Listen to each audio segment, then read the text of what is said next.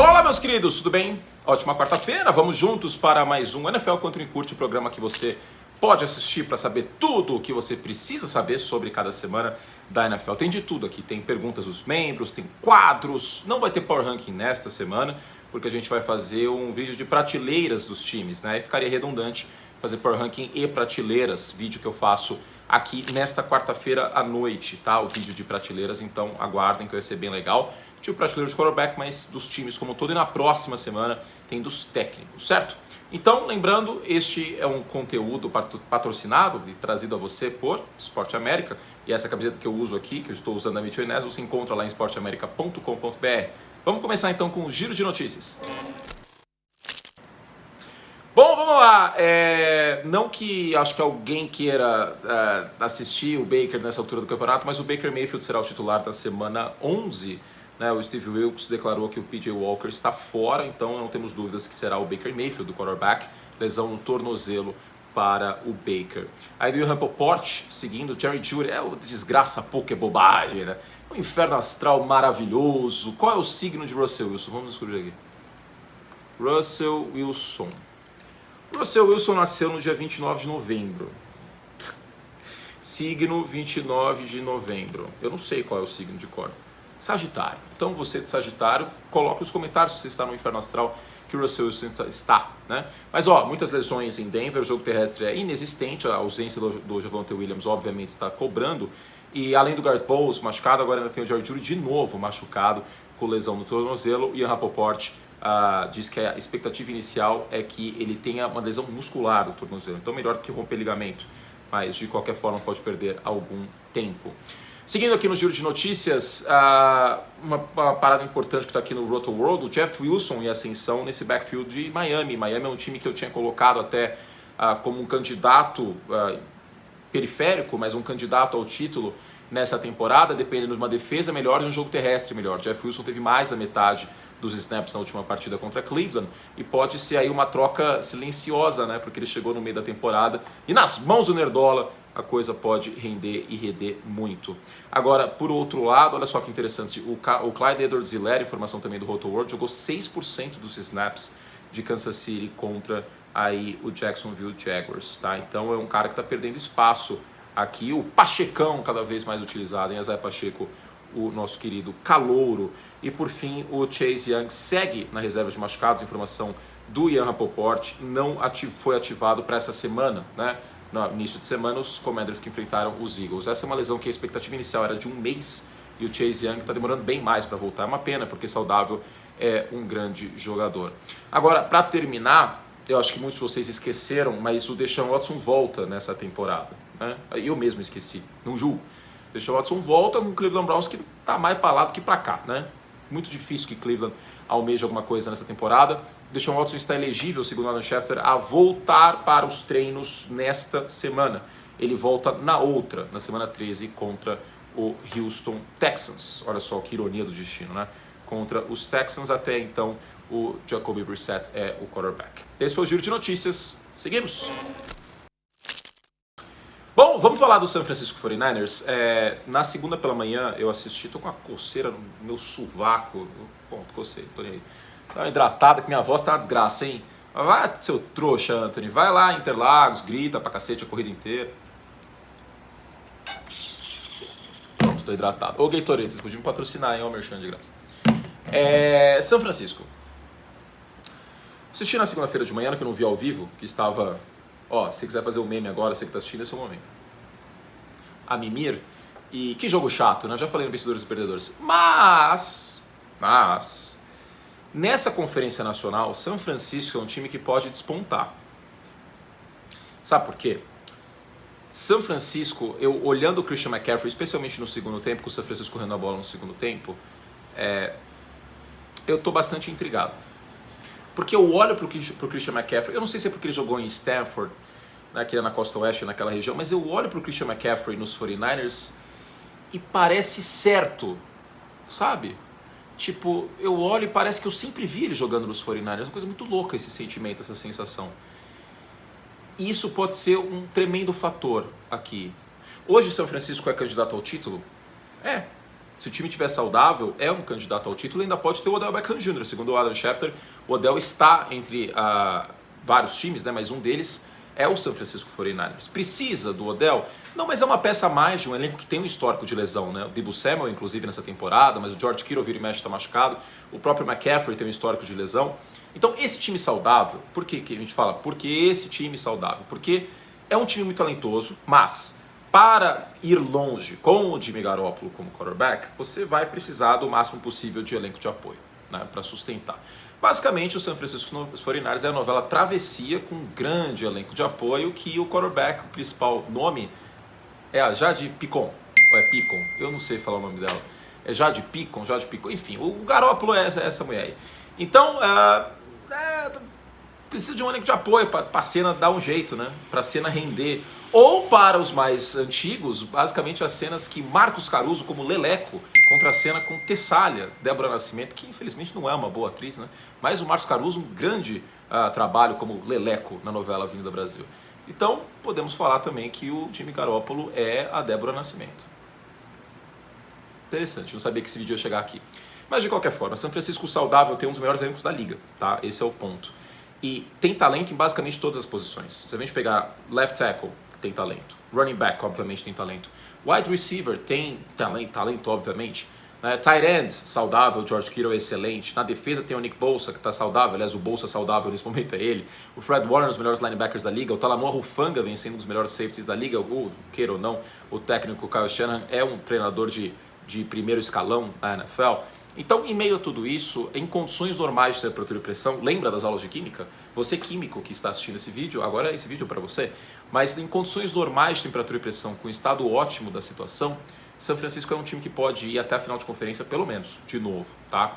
Porque tem elenco e tem peça. Agora, para acreditar em São Francisco contra Filadélfia, com o Jalen Hurts comendo a bola, por exemplo, numa final de conferência, ou contra Kansas City, ou contra Buffalo cortando turnovers, ou com o Tua voando baixo, inclusive a gente vai ter um Miami e São Francisco em breve, aí eu fico um pé atrás por conta do Jimmy Garoppolo. Mas nessa Conferência Nacional e nessa NFC West, que os Rams estão caindo pelas tabelas, os Cardinals dá para ter confiança, o Kyler Murray agora está machucado, o Cliff Kingsbury provavelmente não come panetone no Arizona, e se comer panetone não come Colombo Pascal ano que vem, São Francisco desponta como o melhor elenco e talvez o melhor time nessa divisão.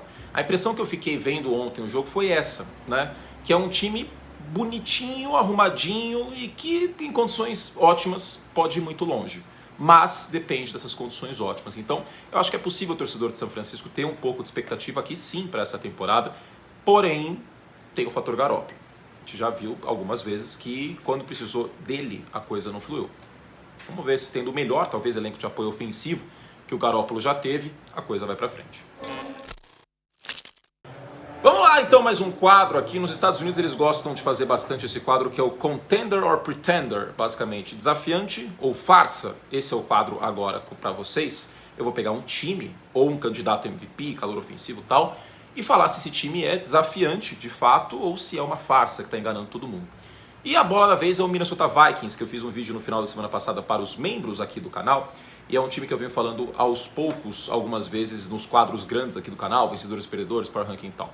Vocês devem se recordar que algumas vezes eu mencionei que eu tenho um pezinho atrás em relação a Minnesota, porque a secundária muitas vezes acaba tendo seus problemas. É um time que tem jogadores um pouco mais envelhecidos do lado defensivo, como o Patrick Peterson, com histórico de lesão também, o Zadarius Smith, o Harrison Smith também não é nenhum moleque mais, né?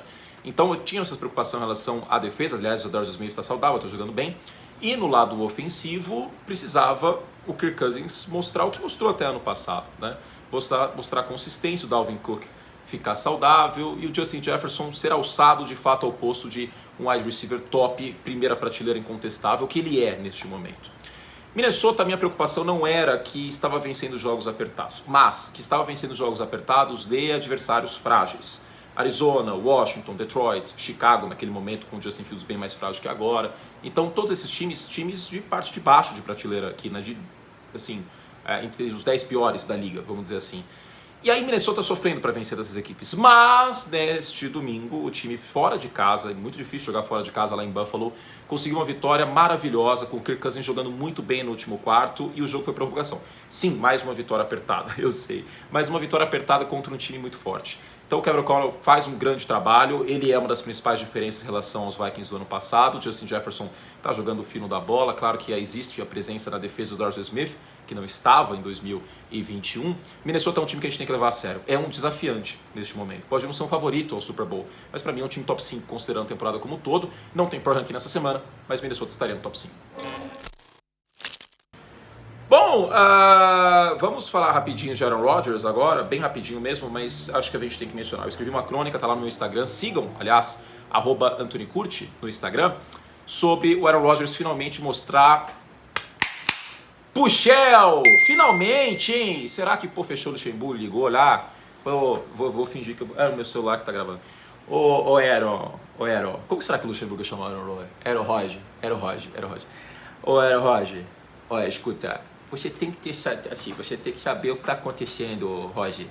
Você ganha 50 milhões, tá certo? Tem que jogar Puxel, tem que ser Puxel. E finalmente, foi uma mistura de Vanderlei Luxemburgo com o Tufão a minha imitação aqui, né? E finalmente Aaron Rodgers mostrou estar Puxel, confiou mais no Christian Watson, que esteve entre os vencedores ontem, no Vencedores e Perdedores, e aquele bloqueio na prorrogação para a corrida do Aaron Jones mostrou que ele estava com vontade. Eu não sei qual foi o fator, se foi enfrentar Dallas, que é um freguês do Aaron Rodgers, essa é a verdade, se foi enfrentar seu ex-técnico, um jogo em casa com a audiência basicamente nacional dos Estados Unidos, eu não sei o que mudou. Mas algo mudou no Aaron Rodgers para essa partida, ou se ele cortou a ayahuasca, né, sei lá, mas enfim... também não sei se ele estava realmente tomando ayahuasca durante a temporada, eu acho que não. Mas um Aaron Rodgers diferente, um Aaron Rodgers com tesão, né? É isso que os Packers precisam, é isso que os Packers não tiveram várias vezes e não tiveram na semana passada no jogo contra Detroit. Vamos seguir então para o sobe e desce? Sobe e desce bem interessante nessa semana. Bom, vamos lá, sobe e desce aqui, sobe Tampa Bay com o jogo terrestre funcionando, o White fez uma grande partida, o Brady foi funcional, né, não foi o grande destaque, acho que o jogo terrestre foi o grande destaque, finalmente ajudando o Brady, e Tampa venceu um adversário em ascensão, que é o Seattle Seahawks, adversário que pode enfrentar, inclusive, na pós-temporada. Eu acho que em meio a essa divisão que tem Atlanta, que é um time que não dá para confiar, Carolina muito menos, e New Orleans também não, o Tampa Bay Buccaneers, por pior que esteja, tem a sorte de estar na talvez pior divisão da NFL neste ano, menção honrosa para a NFC South, claro, mas a NFC Sul para mim é a pior divisão da NFL nesta temporada. O time deve ter 9 ou 10 vitórias, estourando, né? Deixa eu ver aqui o calendário de Tampa, mas é um time que está em ascensão, vem de 2 vitórias seguidas, 2 vitórias importantes para colocar o time de volta aos trilhos, né? Então, o inferno astral do Tomás Eduardo, ao que tudo indica... Ih, fechei o calendário. Ou não? Não fechei não. O inferno astral do nosso querido Tomás Eduardo, tudo indica... Terminou, hein? Tampa tem folga agora, depois pega Cleveland, New Orleans e São Francisco. Esse jogo contra São Francisco é muito importante para sentir os Bucks. Depois outro jogo difícil contra Cincinnati, e aí Arizona, Carolina e Atlanta. Uma sequência mais tranquila, tem 5-5 neste momento os Buccaneers. Eu acho que 9 ou 10 vitórias ainda é plausível. Desce, agora vamos ao desce, Raiders e Broncos, né? Porque assim, eu vou até abrir aqui o 538, basicamente acabou a temporada dos Broncos e dos Raiders, né? Os Raiders, quando o jogo terrestre não funciona, o time desmorona, falei no Vencedores e Perdedores. E os Broncos, múltiplos problemas no ataque, o Judy agora machucado, já não tinha o Garrett Bowles, já voltou o Williams, a linha ofensiva sofrível, o Russell Wilson pressionado até não poder mais nesse último jogo, ele mesmo não está jogando bem, verdade seja dito, o jogo terrestre não funcionou, e neste momento, em chance de playoff, os Raiders têm 1% e os Broncos têm 3%. Foi pro vinagre de vez. Eu acho que não dá mais para comprar essas equipes. Os Raiders têm campanha de 2-7 e os Broncos têm campanha de 3-6. Verdade seja dita, os Raiders teriam que ter uma campanha melhor do que isso, tá? Não acho que é a segunda pior campanha da NFL na realidade, tá? É um time com um elenco melhor que isso, mas o McDaniels não faz um bom trabalho, especialmente no último quarto. O time está bem desfocado. Em momentos anteriores, a gente teve aqui no canal o Prêmio Blake Bortles, que não vai voltar, é um outro momento, o Blake Bortles nem está mais na NFL, a gente vai fazer o Prêmio Damarino aqui, para dar o prêmio para o melhor quarterback de cada rodada, cada semana da NFL. Pergunta-se, Damarino foi o maior quarterback da história da NFL? Não, é óbvio que o Tom Brady, ele não é nem top 3, porque tem o Peyton e tem o Joe Montana para mim na frente, mas em termos de talento, o Damarino é uma coisa completamente fora da curva. O que ele fez em 84... quarterbacks demoraram 25 anos para fazer. 25 anos. Tipo, ou 20 anos, né? Em 2004, com o Peyton Manning, a gente voltou a ver um quarterback tendo números bizarros, como o Damarino teve em 84. E muitas vezes ele é pouco falado, menos falado do que deveria, porque não venceu um título. Então, vamos começar aqui o Prêmio Damarino, que não vai ter toda semana, tá? Porque a gente vai fazer um rodízio de quadros aqui no NFL Contra e Curte. Mas o Prêmio Damarino eu vou dar pro Tua Tagovailoa nessa semana. O Tyreek Hill teve 44 jardas e um touchdown, quem apareceu foram outros alvos. Não foi um jogo explosivo de 100, 150 jardas do Tyreek Hill. O Tua foi muito bem nessa partida, né? Mais uma partida sólida do Tua, quase 300 jardas, múltiplos passes para touchdown. E o Tua Tagovailoa comanda nesse momento com a ajuda, claro, do Hill, de um jogo terrestre melhor, do Jalen Waddle, do Mike McDaniel, nosso nerdola, mas o Tua é o eleito do Prêmio Damarino desta semana. Well, vamos terminar com as perguntas dos membros aqui, meu Brasil. Vamos lá. Marcelo Paes de Figueiredo Filho, salve Curte. Você, como general manager dos Panthers, apertaria o gatilho em Stroud/Young ou tentaria capitalizar com a primeira rodada e daria uma chance para o Matt Corral? Bom, neste momento, Carolina tem a 4ª pior campanha da NFL. Eu iria atrás de um quarterback. O Matt Corral, assim, daria para ver em pré-temporada e tal, mas não era um grande quarterback, era mais uma aposta do que qualquer outra coisa. Em alguns momentos ele segurava a bola demais. Era um quarterback até que eu achava que poderia ter sido escolhido mais cedo, mas de qualquer forma o CJ Stroud e o Bryce Young têm muito mais talento. Se eu sou o Carolina e tenho a opção de pegar um dos dois, eu vou com um dos dois, para mim, sem nenhuma dúvida em relação a isso. João Lucas Lopes manda aqui: teremos alguma das divisões East com os 4 times na pós-temporada? Aliás, isso aqui eu já respondi, né? Desculpa. Curte burro! Ai. Isso aqui é boa. Jorge Ribeiro: depois do quarterback, qual a posição mais difícil na transição college-NFL? Cara, eu vou de linha ofensiva como um todo. Sabe por quê? A questão da linha ofensiva, em alguns momentos você não vai ter ajuda. Como assim? É no todo, né? Eu achei que era só ataque. Então é cornerback. Cara, eu acho que cornerback é a segunda posição mais difícil do jogo. A posição mais difícil para mim é quarterback. A segunda mais difícil é cornerback. Tá? Se fosse no ataque, seria a segunda posição, seria ele ofensivo. Mas cornerback, por quê? O cornerback ele tem que espelhar o que o defensor, o que o atacante, o que o wide receiver, no caso, vai fazer uma rota quando é marcação individual. Quando é marcação em zona, ele tem que ter total consciência do espaço onde ele está, se ele vai ter ajuda de um safety ou se ele não vai, se em algum momento ele tem que quebrar a jogada, tem que sair da sua zona para ir cobrir um quarterback correndo, por exemplo. O cornerback tem que ter um pensamento muito rápido, ele tem que ter um atleticismo muito rápido. Essa combinação é muito cara de se encontrar, né? Atleticismo altíssimo e leitura de jogo altíssima. Por isso que é tão difícil a gente ver um cornerback despontando, como o Sauce Gardner está despontando no seu primeiro ano. Cornerbacks jovens é mais difícil de encontrar. O Patrick Surtain também, segundo, né, o filho. Putz, eu vi o pai dele jogar. Mas enfim, é difícil, é muito difícil de encontrar um cara como esses dois. Então cornerback tem uma transição muito difícil, porque as defesas são mais complexas na NFL e você vai pegar a elite da posição em wide receiver. Tá? Você não vai pegar o Zé das Couves jogando em Southern Texas Tech. Você vai pegar o Justin Jefferson numa semana e depois você vai pegar o Stephon Diggs na outra e na outra você vai pegar o Jalen Waddle. É muito difícil. Então quarterback para mim é a posição com segunda transição mais difícil. O Lurian Rodrigues, para completar, né, para você qual a posição mais importante da NFL tirando, obviamente, quarterback? Aí a mais importante, tirando o quarterback, é o quarterback da defesa. E não é o inside linebacker nem o safety. Qual é a posição mais importante da defesa? Posição que pode mudar um jogo. É o edge rusher, é o apreciador de passe, Von Miller, né, o cara que pressiona o quarterback. Porque a melhor maneira de defender o passe é cortando o mal pela raiz. O passe perfeito não é possível de ser defendido. Agora, se você cortar o mal pela raiz e não deixar o passe acontecer, ou não deixar ele ser perfeito porque o quarterback foi apressado, aí é bem melhor. Não por acaso os maiores contratos defensivos são da posição de edge rusher. Jogador de ponta de linha, o defensive end da formação 4-3 e o outside linebacker da formação 3-4. Vale lembrar que a níquel é a formação mais usada, então essa terminologia defensive end outside linebacker é completamente ultrapassada e o melhor, o mais adequado para denominar o jogador que joga ali é edge rusher. Tá bom? É isso! Fizemos todo o estrago que podíamos. Vamos terminando com 20 minutos aqui esse NFL Contra o Curto. Espero que vocês tenham gostado. A gente volta semana que vem com mais. Espero que eu esteja com voz para tanto. Beijo carinhoso para vocês e até semana que vem. Lembrando, tem um monte de conteúdo para os membros Like Plus. Assinem, aqui embaixo no primeiro comentário tem todos os conteúdos só dos membros. E tem também essas perguntas dos membros. Só membro Like Plus faz, que beleza, venha com a gente. Agora eu vou me hidratar aqui e depois acho que eu vou dar uma nadada, que tá calor pra cacete hoje. Tchau, meu povo, um beijo e até a próxima. mais.